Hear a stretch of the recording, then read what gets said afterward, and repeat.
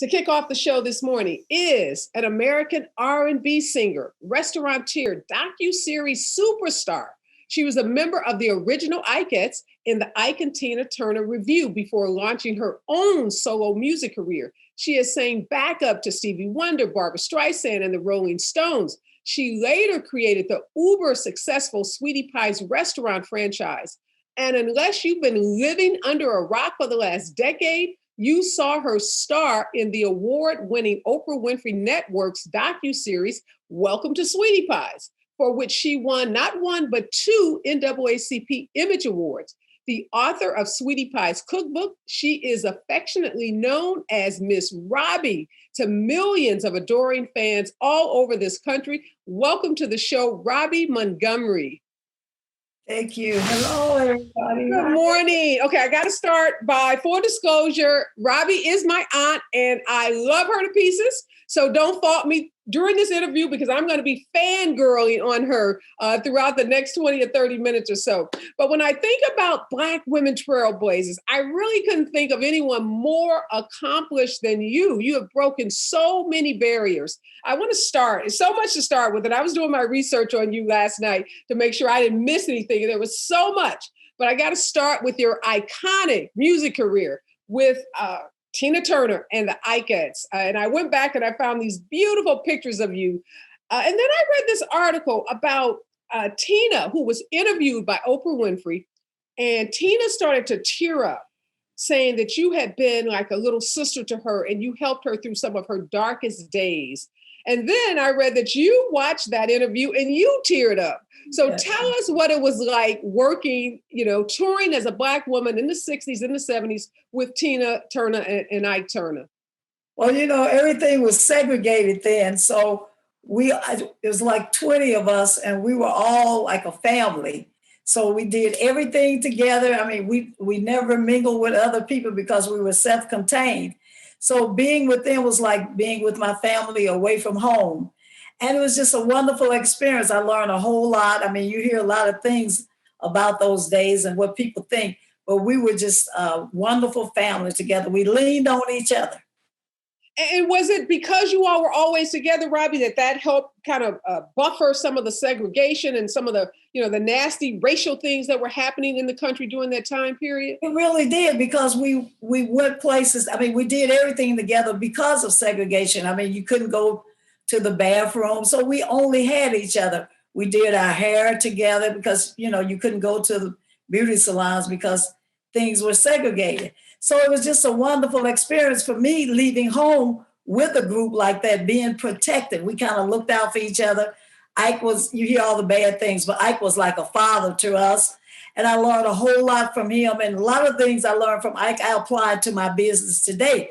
But back then we thought he was mean and but I realized that this was his brand and he wanted to make sure it was right. No matter Tina, Ikettes, or whoever was in that review, we had to do everything on point because this was his brand. I didn't know that then, but now I realize it, having my own brand. So I know, you started with Ike and Tina Turner, but you then have performed for some of, music greats, Stevie Wonder, the Rolling Stones, some of the biggest artists, who are working in the music business today. What was that like? Here you are, this young girl from St. Louis on tour with these big, these big musicians.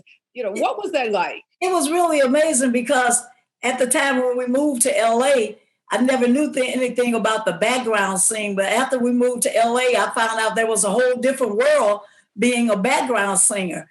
And we got the opportunity to sing behind all these people, Nancy Sinatra, that I'd never heard of, but, they all used background singer. Black girls, in fact, that was the main thing.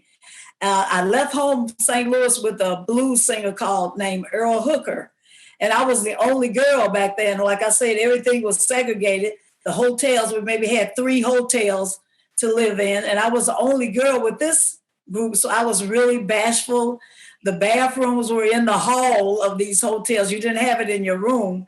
And so I was really bashful. We traveled in a station wagon because, they were struggling too. And this was my first opportunity to go on the road. And so when I got to California, I realized that there was a clique.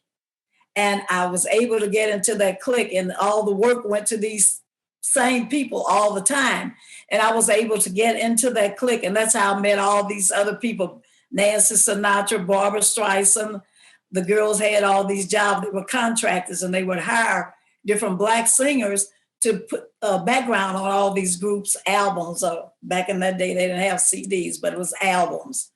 So it was really wonderful, an experience that I'll probably never get again, but it was my road to where I ended up. And Robbie, we always hear about Black singers in particular, Aretha Franklin, and so many of the icons that we look up to getting their start in the music business in church. So what was your inspiration to start singing as a little girl? It was in church, in the Baptist church, True Life Baptist Church in St. Louis. The pastor was Reverend Clapton, and I remembered I would go to choir rehearsal and, never really thought that I would make it as a singer, but then later on started doing little gigs with the bands around St. Louis, and that's how I met Ike. I was with a guy named Art Lassiter, who I ended up having a kid with, and so he introduced us to Ike. And we made our first record, and it was a hit. Oh, it was a hit. And at that time, I was pregnant, Tina was pregnant, and one of the other girls was pregnant. So we made the song Fool in Love, and it hit. So after everybody had their baby, except Tina, she went on the road pregnant. But I stayed around because I was with the group Earl Hooker. So when I came and approached me, he said, the record is a hit. And if you come with me, as long as I got a job, you got one. And that ended up being true. We just ended up leaving on our own for bigger and better things because we realized this was his brand and we would never really be successful with his brand. So we had decided to go and leave and start our own thing. So I've got to fast forward because there's so much to talk about. So fascinating to hear about those times, growing up in St. Louis, segregation and touring. But you eventually left California and you moved back to our hometown, St. Louis, and you opened the first Sweetie Pie's restaurant. And It's on this street. If anybody's ever been to St. Louis, and maybe you've been to Sweetie Pie's, it's on West Florissant.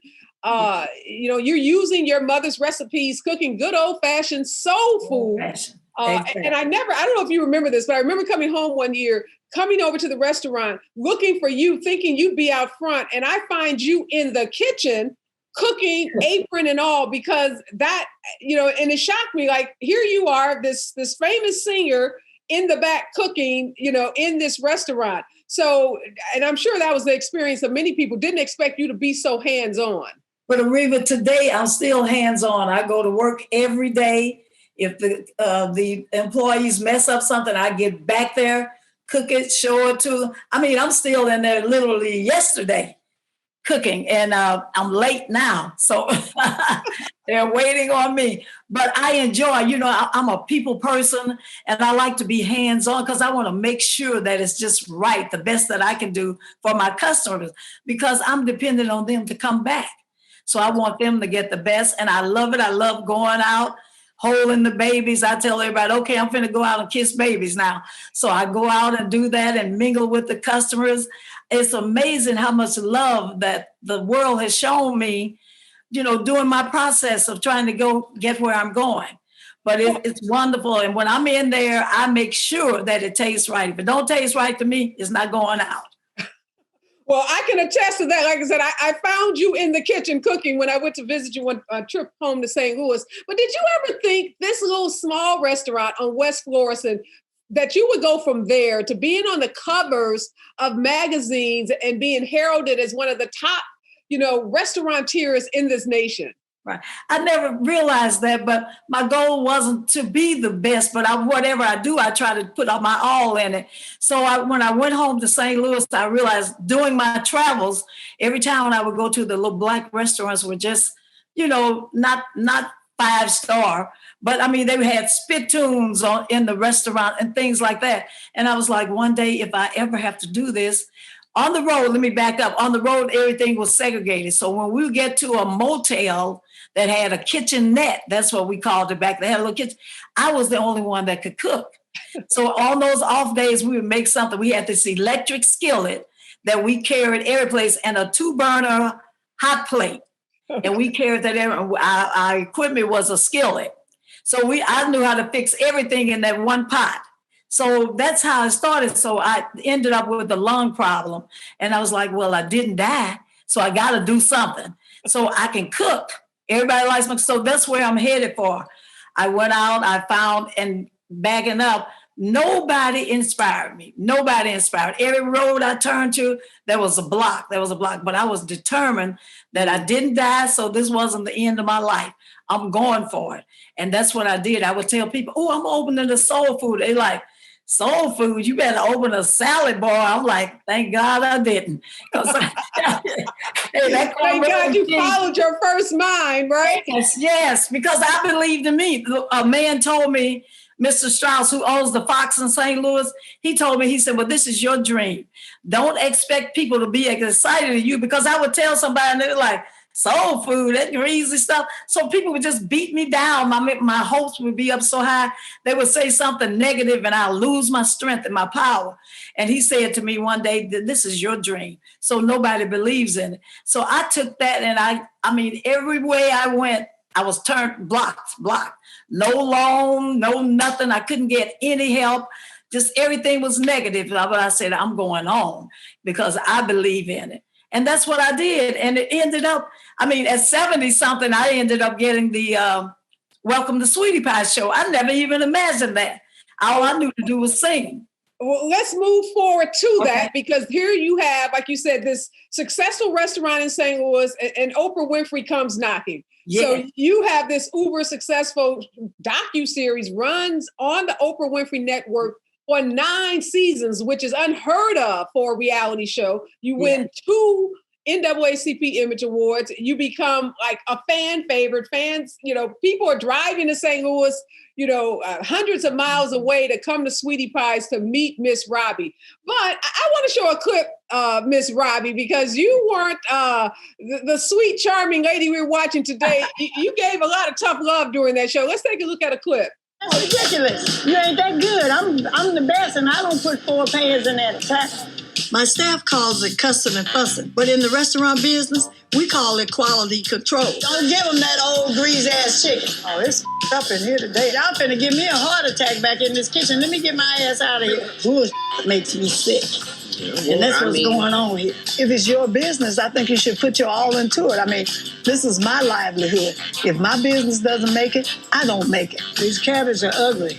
They brown looking. There's always something going wrong or not up to par that I wouldn't know about if I wasn't hands-on.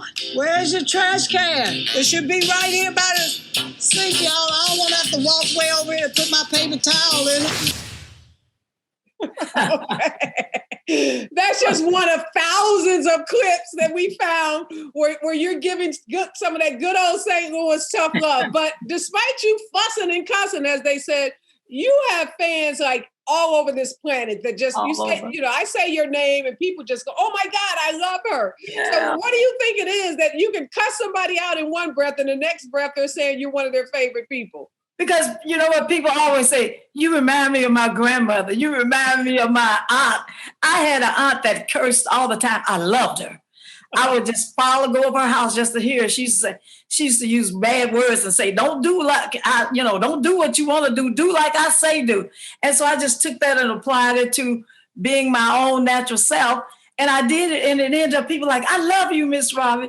You're like my auntie. So, I mean, the love that I received being like somebody's aunt or grandmother was just amazing. It was amazing. And I love people, and I believe in everybody. I really do. People tell me all the time, you just naive. My mother used to say, you just green.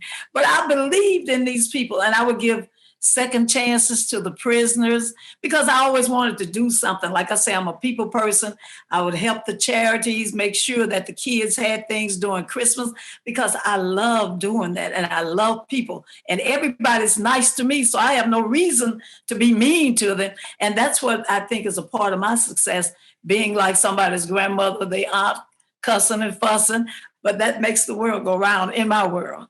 Well, I again can attest to the fact you've given so many jobs to hundreds of folks. And as you said, a lot of people who, maybe had addiction issues, substance abuse issues, maybe have been incarcerated, people who couldn't get jobs otherwise. Right. And again, I can remember coming into the restaurant and seeing folks that I knew who had fallen on hard times, but seeing them working behind that steam line at Sweetie Pies and feeling so proud that you were giving folks that I myself knew really needed a hand up, a second chance. So you've been a blessing to so many folks. And along the way, you entertained people. 2 NAACP Image Awards on red carpets in Hollywood, representing St. Louis, and then I got to ask you about Miss Oprah Winfrey. Yes. I found these photos where Oprah came to St. Louis, hundreds of people outside, trying to get a glimpse of Oprah. What was it like working with, the queen of television? She was a very nice person. She kind of reminded me of Tina. She's down to earth, just like I try to be. And when that day that nobody told me she was coming, and I was back there cooking, and I heard this voice say, "Where's Miss Robbie?" And I'm like, who is that? And I knew it sounded like her, but I couldn't imagine because they didn't tell us. But honey, that day made my day. I didn't bother her that much. They had us sit down with her, but it was just a blessing because she had never been been to the restaurant. I think we had been on about a year or something like that. So I didn't even have a clue. I wasn't ever expecting to meet her because this was business. And when she showed up, she and Gail, and it was just phenomenal. I mean, everybody in St. Louis came. But after that, buses started coming. I mean, people from all over the world, tour buses made it. I just couldn't believe it. I couldn't believe it. They was coming, eating this food and looking for Miss Robbie. So this was just amazing to me. I'm like, these people coming there. Then we had gotten so they'll call ahead, and we got 3 buses coming at 12. I mean, it just got so big that I never really, to this day, I feel like it's not really real, but it's a blessing. It's a blessing. I'll tell my employees, treat these people right because they pass 50 restaurants before they get here. They don't have to come here.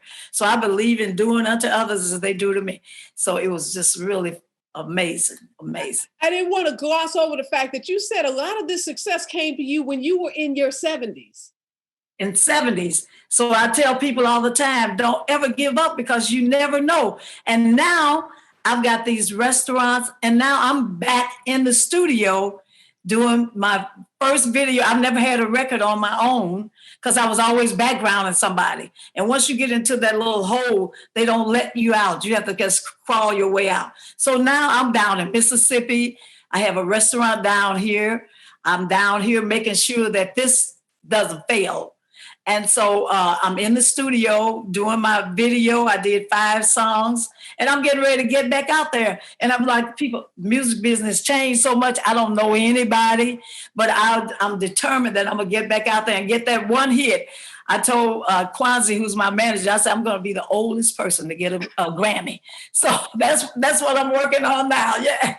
So you're never too old. Love it. So you revived your singing career. Yes. 40 years not singing. You said you're picking up that microphone again. Again, I tell them not, but I didn't put the pot down. At first I used to say, well, I put down that mic and picked up a pot. Well, I got the pot and the mic now. So I'm trying to get back out there and just looking forward to going back into the singing. What advice, and I know there's tons of advice, we could be here for hours talking to you, but there's some young woman sitting out there who's given up on their dream, may feel like they don't have what it takes. And your story of overcoming so much adversity, yes. From segregation to having a health challenge to having to start from scratch in a restaurant business. What advice would you give to young women today? I give the same advice Mr. Strauss gave to me. It's your dream. You believe in it. If you don't get any help, it's your dream and you can go for it. And I feel if I did it, anybody could do it if that's your dream. And you do whatever it takes. If you have to work on an ice cream truck, do it. And then keep your dream, keep your sight focused. And it can happen. I'm a firm believer in that. So like I say, I'm digging hard now to get back out there. All the people I knew when I was in the music business are either dead or out of the music business. So I'm fighting to get back out there, and I'm determined I'm going to do it. Well, I saw you in LA. You were at the Cabinet Bar and Grill Jazz Bar here in Los Angeles performing. I had an opportunity to come and you did, yeah, and see one of your performances. So And I remember I came over, you were still on the show then, but you were taping a segment for the show. You were in the studio out in the Valley. Yes, so you can. came. Hang out with you a little as you were performing then. So again, Yes. I attest to your music chops are still there. When do you think this new album, as you're calling it, when is it going to come out? When are we going to we were supposed to shoot the video Monday, but it was cold here. I'm in Jackson, Mississippi, and it was cold, so we postponed it. And, you know, getting things in order lined up, because even at that concert that you came to, I was so scared nobody was going to show up. I prayed, and the place was packed. I was like, oh, Lord, I'm just so afraid. And I still got that fear, but I'm the type of person, hey, I'm going for it. If I don't get it, I never would have known if I didn't try. So that's how I'm going for the music again and praying that it works out. Well, you'll keep us posted when that's going to come out. I just want to say you're in Mississippi, as you said, new restaurant, attracting stars, making headlines with Deion Sanders, NFL great, stopped by the restaurant, took some lovely pictures with you. We know he was promoting those on his social media channel, saying that, Sweetie Pies in Jackson now is going to be his go-to restaurant. Yeah, it's just blessings. God has shown me so much favor, and I'm really thankful. He comes all the time. He's been a great supporter. He brings his team, his coaches. I'm just thankful for all the things that are happening to me. God has really shown me favor. And I say that it can happen to you. God never looks back on his children. He treats them all the same. You just got to know what you're going to go for. Well, that's a perfect place for us to end this. Again, thank you so much. I know you're super busy. The restaurant's calling you. I know they want to get you back in that kitchen and out on that floor. I get to talk to you privately all the time, but I want to share your brilliance with my audience because so many people all over this, country and world really have watched you on television, watched your success, and they just love you. For your giving spirit and your inspirational, you just have such a lovely spirit, and you've always been that way. I can attest to that. Yeah, Hollywood didn't change you. No. You who you are. You were always this way, and you continue to be such a bright light. Thank you for being one of my trailblazers. And I'm proud of you also. Thank you so much. God bless you. All right, we'll be talking soon. Okay. All right. Bye-bye. Robbie. Welcome to Sweetie Pies. You can see clips of it all over the internet. You can buy her cookbook. She gives some of those famous recipes, including that macaroni and cheese, which is to die for. It's been on pretty much every cooking show in the country. Proud to call her a daughter of St. Louis, my aunt, a mentor, a role model, has just done so much for the community, and so proud of the work that she's done.